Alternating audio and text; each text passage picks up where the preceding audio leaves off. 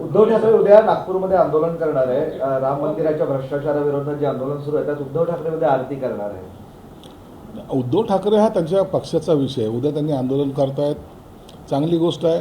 त्यांच्या पक्षाचे काय ध्येय धोरणं आहे, त्यांनी का आंदोलन हाती घेतलेलं आहे याबद्दल आपण जास्त चर्चा करणं योग्य नाही. परंतु काही का असाना या माध्यमातून त्यांना रामाची आठवण झाली, हनुमानची आठवण झाली, हनुमान चाळीसा आता ते पठण करायला लागले. एक भक्तीच्या रसामध्ये ते आता लीन होत आहेत, हीच एक आनंदाची गोष्ट आहे. म्हणून आमच्या त्यांना शुभेच्छा आहेत. नवनीत राणा अमरावतीमध्येही ते आरती करतायत. याच नवनीत राणांनी हनुमान चालीसा म्हटली होती आणि त्याच्यानंतर त्यांना अटक करण्यात आली होती. याच्या आठवणी आता जागे करून दिल्या जात आहेत. तसंच होईल ना. नवनीत राणा दाम्पत्याने मुंबईला आरती करायचा प्रयत्न केला, सत्ता होती आपल्याकडे, ताकद होती, त्यांना तातडीने अटक केलं, 13 दिवस जेलमध्ये ठेवलं. आता हेच महाशय आता ते आरती करायला दुसरीकडे चाललेले आहेत. आता जर यांच्यावर कारवाई झाली तर काय म्हणतील. परंतु हे सरकार त्यांच्या आरतीला कुठे अडवणार नाही.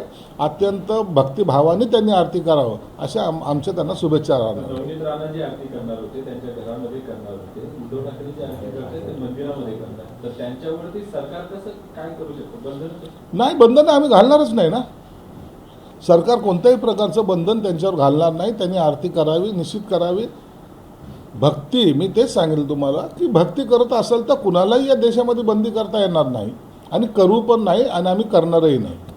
रामरक्षा या आंदोलनाचं निमंत्रण मुख्यमंत्र्यांनाही देण्यात आलंय, नागपूरमध्ये आहे म्हणून, आणि मोहन भागवतांनाही निमंत्रण देण्यात आलेलं आहे. एक दिवस प्रयत्न झाला. राम मंदिर उभारणीच्या सोहळ्याचा निमंत्रण जेव्हा त्यांना दिलं तेव्हा ते आले नाही. 3-4 दिवस अगोदर तर आम्हाला निमंत्रण मिळालं नाही म्हणून बोलत होते, परंतु नंतर निमंत्रण दिलं तर ते गेले नाही. म्हणून त्यांच्या निमंत्रणाचा स्वीकार इतरांनी करावाच असं त्यांनाही सुद्धा आग्रह धरू नये. म्हणून त्यांनी त्यांची भक्ती करावी. कोणी येव न येव, तो त्यांचा जो काय पक्षाचा कार्यक्रम आहे, हा राजकीय कार्यक्रम जो आहे तो त्यांनी व्यवस्थित पार पाडावा. नाही, पण असं देवेंद्रजींना किंवा यांना जे सल्ले देत आहेत संजय राऊत या वगैरे असे, हे कितपत योग्य वाटतात तुम्हाला? आता हे फुकटचे सल्ले कोण ऐकणार, कोण आहेत? सल्ले देणं त्यांचं काम आहे, ते देतात सल्ले. आणि ह्या सल्ल्यामुळंच उद्धव साहेबाला आज नागपूरला जावं लागलं. तिथं जाऊन ते काय मिळवणार आहे ते घरी गेल्यानंतर संध्याकाळी विचार करतील. वर्षा बांगल्याच्या बैठकीनंतर एकनाथ शिंदेसोबत जयंत पाटलांची तासभर चर्चा झाली आहे. अर्थ खात्याबाबत चर्चा झाल्याचं बोललं जात आहे. असं नाही आहे. जयंत पाटील हे त्या पक्षाचे ज्येष्ठ नेते आहेत. निश्चित वर्षावर चर्चा झाली, त्यात काय राजकीय घडामोडी काय घडत आहेत की काय, किंवा एकनाथ शिंदे साहेबांवर बोलताना काय राजकीय चर्चा केली की काय, याचं कोणतीही माहिती जोपर्यंत मुख्यमंत्री, उपमुख्यमंत्री किंवा जयंत पाटील देत नाही तोपर्यंत यातली सत्यता इतर काही गोष्टीवर आपण मानू नये. त्यांचं स्टेटमेंट आल्यानंतरच खरं काय काय घडामोडी घडल्या हे कळेल. म्हणून ह्या चर्चा आता सध्याच्या घडीला या अनेक पक्षाशी चालू आहेत. पण जयंत पाटलांच्या पाठोपाठ पार्थ पवारही पोहोचले नंतर तिथे, म्हणजे ही भेट झाल्यानंतर, म्हणून त्यात जास्त उदाहरण आले. हो, होऊ शकतं ना. राजकारणामध्ये ह्या सगळ्या चेंजेस आता यायची सुरुवात झालेली आहे. शरद पवार साहेब आता NDA बरोबर चर्चा करतात असं ऐकलंय. जयंत पाटील असेल, सुनील तटकरे असेल, ह्या वेगळ्या चर्चा करतात असं ऐकून आहे. म्हणून या चर्चेचा जो काही सारांश आहे किंवा याच्यातून जे काही निघणार आहे ते काही 2-4-8 दिवसामध्ये मला वाटतं बाहेर यायला काही हरकत नाही. आपणच भाकीत केलं होतं ना यांच्याबाबत, जयंत पाटलाबाबत. आता ते जवळ आलंय का ते पूर्ती होण्याचं? मी केलेले सर्व भाकीत आतापर्यंत खरे ठरलेले आहेत आणि म्हणून एक 8 दिवस थांबा, या भाकीताचा सुद्धा तुम्हाला एक अंदाज येईल. अनेक लोकांच्या ज्या काही भावना आहेत त्या भावनेचा शेवट या 8 दिवसामध्ये होईल असं मला वाटतं. शरद पवार पाटील कुठे प्रवेश करतील आणि जयंत पाटील कुठे प्रवेश करतील ते आता तर आजच्या घडीला तरी सांगता येणार नाही. जयंत पाटलांची काय मनस्थिती आहे किंवा त्यांच्या पक्षाची काय भूमिका आहे ते वरिष्ठ ते त्याच्यावर निर्णय घेतील आणि त्यानुसारच योग्य ती वाटचाल पुढे चालू राहील. परंतु मला आतापर्यंत त्यांच्या राजकीय काय चर्चा झाल्यात याबद्दलचं कोणतंही माहिती नाही. पण जयंत पाटील 8 दिवसात पक्ष सोडतील का? त्याबद्दलची कोणतीही माहिती आमच्याकडे नाही आहे. त्यावर जो काय चर्चा झाल्यात का नाही किंवा काय चर्चा झाल्यात याबद्दल वरिष्ठ नेते निर्णय घेतील. याच अर्थ खात्यावरून दिल्लीमध्ये एकनाथ यांनी जी अमित शहाची भेट घेतली, अर्थ खातं राष्ट्रवादीला जाऊ नये, ते शिवसेनेला मिळावं अशा देखील चर्चा दिल्लीच्या राजकारणात आता ह्या सगळ्या चर्चा चालत राहणार आहे. कोणतं खातं कुणाला जावं, कोणती काय घ्यावं. प्रथमतः यांचं काही मनोमिलन होतंय का याच्याकडे लक्ष द्या ना. जर ते झाल्यानंतरचं जर त्याच्या गोष्टी आहेत, म्हणून आत्ता त्याच्यावर भाष्य करणं योग्य नाही. सोनम वांगचुक यांचं दिल्लीला आंदोलन सुरू आहे. 18 दिवस उपोषण झाले. आता उद्धव ठाकरे आणि राज ठाकरे पण एकत्र येत त्यांना पाठिंबा देणार आहे. शिवाजी पार्कवर रविवारी सभा घेतात. दिल्लीला जे उपोषण चालू आहेत जवळपास 17वा-18वा दिवस आहे, 20वा दिवस आहे. त्यांची तब्येत खालावली चाललेली आहे आणि त्याच्यावर हायकोर्टाने सुद्धा काही सूचना दिलेल्या सरकारला. सरकार त्या सूचनेची अंमलबजावणी करत आहे. परंतु मला असं वाटतं की या आंदोलनातून काहीतरी तोडगा हा निघाला पाहिजे. त्यांची प्रकृती खराब होणं हे योग्य नाही आहे आणि त्यानुसार सरकारसुद्धा पावलं उचलेल अशी अपेक्षा आहे. तुमच्या पक्षाची अधिकृत भूमिका काय आहे त्यांच्या उपोषणाला? आमची भूमिका हीच आहे की याच्यातून सकारात्मक मार्ग निघावा, केंद्राने पण याच्यात हस्तक्षेप करावा आणि हे आंदोलन आता थांबवावं. लाडक्या बहिणीला तुमची महत्वाकांक्षी योजना होती. अनेक लोक गाळले आणि आता त्यात ती साडी देण्यात येत होती म्हणतायत, तो पण बंद केला. वस्त्रोद्योग विभागानं त्याबाबत शासन निर्णय काढलाय. याबद्दलची काही माहिती माझ्याकडे तरी नाही आहे. त्या खात्याच्या संदर्भात काय काय निर्णय झालेत ते त्यांना चौकशी करून मी नंतर सांगेन.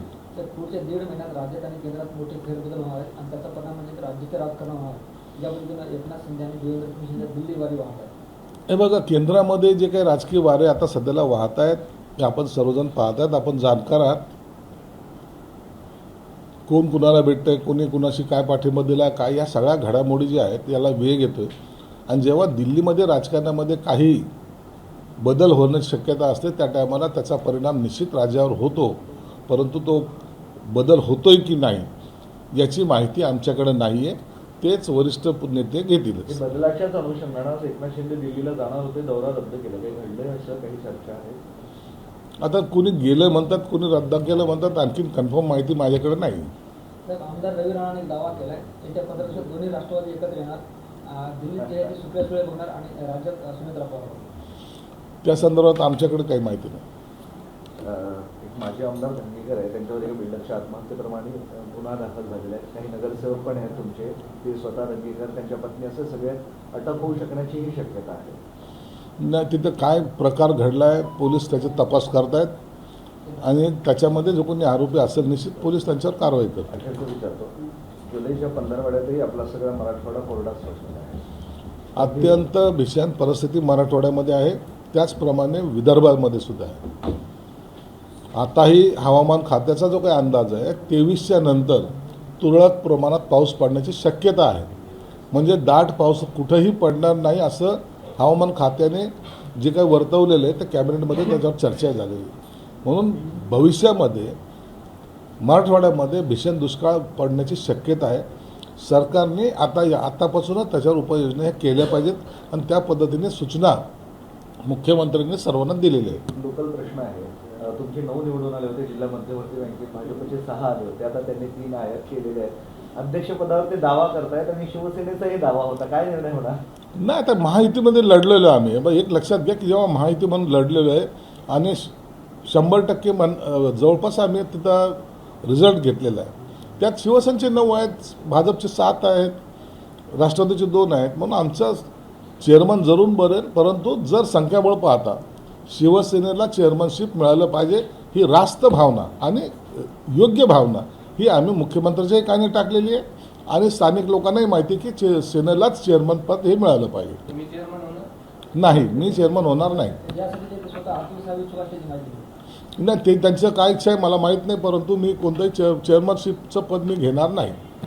सामाजिक न्याय विभागाच्या महाराष्ट्राचे 6 अनुदान वसतिगृह बोगस आढळून आले. ते माहितीसमोर येते. त्यामध्ये 4 वर्षातील जवळपास 1,62,00,000 रुपयाचा निधी लागल्याचं देखील त्यांच्या अहवालामध्ये. अरे तिथं ते सरकारनं त्याच्या अहवालाला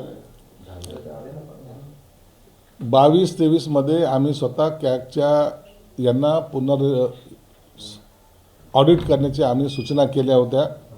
त्या सूचनेनुसार कॅगचा रिपोर्ट आमच्या हाती आलेला आहे.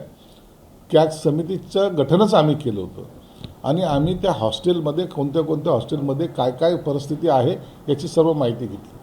काही हॉस्टेलमध्ये मुलंच नाहीत असाही प्रकार समोर आलेला आहे. काही ठिकाणी व्यवस्था बरोबर नाही तोही प्रकार आलेला आहे. आणि म्हणून त्या हॉस्टेलला नोटिसाही दिलेल्या आहेत, त्यांच्यावर कारवाई केलेली आहे आणि भविष्यात असं घडू नये म्हणून आमचा एक नियमावलीसुद्धा आम्ही नवीन पद्धतीची तयार केली आहे. सर याच्याशी निगडीत एक प्रश्न आहे. बीडमध्ये एक आश्रमशाळा आहे, समाज कल्याण विभागाच्या अंतर्गत येते. त्या आश्रमशाळेच्या संस्थाचालकाने तिथला स्टाफ आपल्या घरी कामाला ठेवला. त्यांनी काम करण्यास नकार दिला म्हणून त्यांचे पगार लोटले. ते सामाजिक न्याय ऑफिसमध्ये तक्रार करायला गेले. तिथं त्या संस्थाचालकांनी त्यांना मारहाण केली. गुन्हाही दाखल झालाय. पण ही या पद्धतीची सगळी आज त्यांच्यावर कारवाई केली जाईल. आयुक्ताला मी तसे निर्देश दिलेले, पेपरच्या बातमीनुसार मी ताबडतोब आयुक्ताला निर्देश दिले. आजच्या आज त्यांच्यावर कारवाई होईल. अरे ही लय त्रास आहे यार. शॉर्टकट ले भैया नहीं तो इनके सर कितने बड़े लंबे चौड़े मतलब। सर राम मंदिर में जो भ्रष्टाचार हुआ है उसके लिए उसके तहत जो है आज उद्धव ठाकरे नागपुर में राम रक्षा प्रोग्राम लेने वाले हैं, उसमें आरती करने वाले हैं। देखो, राम मंदिर में जो भ्रष्टाचार हुआ है या तो चोरी हुई, उसका समर्थन ना किसी ने किया है ना करेंगे। लेकिन इसके बारे में उबाटा के नेता जो आंदोलन कर रहे हैं वो उनका हक बनता है, उन्होंने वो आंदोलन करे तो उसका कोई हमारी कोई रोक भी नहीं, ना हम उनको कोई सुझाव भी देंगे। इसलिए उनकी तरीके से वो पार्टी बोल के वो आंदोलन कर रहे हैं तो वो करें, हमारी उनको शुभेच्छा है। पिछले 19 दिन से सोनम वांगचुक स्ट्राइक पे, आपके पक्ष की भूमिका क्या है? देखो, सोनम जी वो जो उपोषण पर बैठे हैं उनकी हालत अभी खस्ता होते जा रही है। हाईकोर्ट ने भी उनकी जान को कुछ खतरा ना हो ऐसा सूचना उन्होंने सेंट्रल गवर्नमेंट को भी और स्टेट गवर्नमेंट को भी की है। हम भी चाहते हैं कि पार्टी की तरफ से कि ये आंदोलन अभी रुकना चाहिए, उनका उपोषण छुड़ाना चाहिए, वो देश के लिए हित में रहेगा। इसलिए हम भी केंद्र से विनती करेंगे कि ये आंदोलन को जो 20वां दिन चल रहा है आज, उनको उनका जो निवेदन है तो उनकी जो मांगे वो देख के ये आंदोलन किसी भी तरह वो रुकना चाहिए और उनकी जान बचना चाहिए। वंदे मातरम का अपमान या गायन में बाधा डालने वालों पर सजा का प्रावधान के लिए सरकार बिल पेश करने वाली है। वंदे मातरम पे अगर प्रावधान करने से बिल जो पेश करने वाली है वो कोई गलत नहीं है ना। जो देश में रहता है वो अगर उसके खिलाफ में कुछ अगर स्टेटमेंट देता है तो उनके ऊपर कार्रवाई होना चाहिए। ये इसके लिए ये बिल को भी हमारा पाठिंबा रहेगा। डिलिमिटेशन बिल के लिए सरकार अप्रैल में 293 उनके पास वोट थे, लेकिन इस 3 महीने के अंदर जो है तृणमूल कांग्रेस के 20, यूबीटी के 6 और आने वाले दिनों में डीएम के 22, एनसीपी के 8, अपक्ष 1, ऐसे 354 तक जा रहे हैं। 360 चाहिए, तो कहीं ना कहीं इंडिया अलायंस का डिलिमिटेशन होते दिख रहा है। इंडिया अलायंस अभी बची नहीं है। इंडिया अलायंस के बहुत सारे सदस्य एक तो पार्टी छोड़ दी है उन्होंने, या तो एनडीए में मर्ज हो गए। इसलिए अभी डिलिमिटेशन का जो बिल आने वाला है उसको सबका पाठिंबा रहेगा और ये बिल ये अधिवेशन में पारित होगा। महापौरांनी मुख्यमंत्र्यांची भेट घेतली समांतर चळवळी संदर्भात त्याविषयी कोर्टाने नाराजी व्यक्त केलेला आहे की हे कोर्ट असताना तुम्ही तिथे जाऊन राजकीय हस्तक्षेप नको करू। हे बघा, कोर्टाचा निर्णय हा वेगळा आहे आणि महापौरांचा अधिकार वेगळा आहे। उद्या मुख्यमंत्र्यांनी कोणत्याच गोष्टीमध्ये बैठक घेऊ नये असा कोणताही कायदा सांगत नाही आणि असा कोणताही आदेश कोणी कोणाला देऊ शकत नाही। हायकोर्टाने मॉनिटरिंग करणं हा विषय वेगळा आहे, परंतु महापौरांची सुद्धा एक जबाबदारी आहे। ते संवैधानिक पद आहे, मुख्यमंत्रीचं पद आहे संवैधानिक आहे आणि मग अशा वेळेला एखाद्या विषयावर गांभीर्याने चर्चा करणे किंवा बैठक घेणे हा त्यांचा अधिकार सुद्धा आहे। म्हणून त्याच्यावर गदारोळ होण्यासारखं काही नाही आहे आणि म्हणून मला वाटतं महापौरांनी योग्य तो पत्र दिलं होतं। बैठक झाली होती पाण्यासंदर्भामध्ये, काय काय सांगितलं? बैठक झाली होती, बैठकीमध्ये सगळा आढावा घेण्यात आला। किती पाणी येतं, 200 MLD पाणी जर शहरात येत असेल तर पाण्याचा इतका गॅप कसा, हे कोणी विचारायला नको का? 53 टाक्या इथं बांधायच्या आहेत, त्यापैकी 9 टाक्या पूर्ण झालेल्या आहेत असं म्हणताय, मग बाकीच्या टाक्या काय 5 वर्षात होतील का? म्हणून ह्या सगळ्या गोष्टीचा स्टडी किंवा त्याच्यावर नियंत्रण हे अधिकाराचं असलं पाहिजे। म्हणून मुख्यमंत्र्यांनी 2 वरिष्ठ अधिकारी, प्रधान सचिवाच्या लेवलच्या अधिकाऱ्याला इकडं या आठवड्यामध्ये भेट द्यायला सांगितलेली आहे. आणि म्हणून मॉनिटरिंग करणं हे महत्त्वाचं काम आहे. अधिकारी जर IAS अधिकारी जर आले तर त्याचा त्यांनी घेतलेल्या बाकीच्या सगळ्या आढावा याचा परिणाम निश्चितच कामकाजावर होतो आणि या शहराला लवकर पाणी मिळण्यासाठी त्याचा फायदाही होईल. बरं, मुख्यमंत्री संतापलेले होते असं काय होतं? मुख्यमंत्री काय सर्वच संतापलेले होते. आम्ही जनतेला दरवेळेला काही आश्वासन द्यायचं आणि ती तारीख पुढं जायची, हे कितपर्यंत चालणार आहे? हा तारीख पे तारीखचा जो खेळ आहे हा कुठेतरी थांबला पाहिजे, ही त्याच्यामागची भूमिका आहे.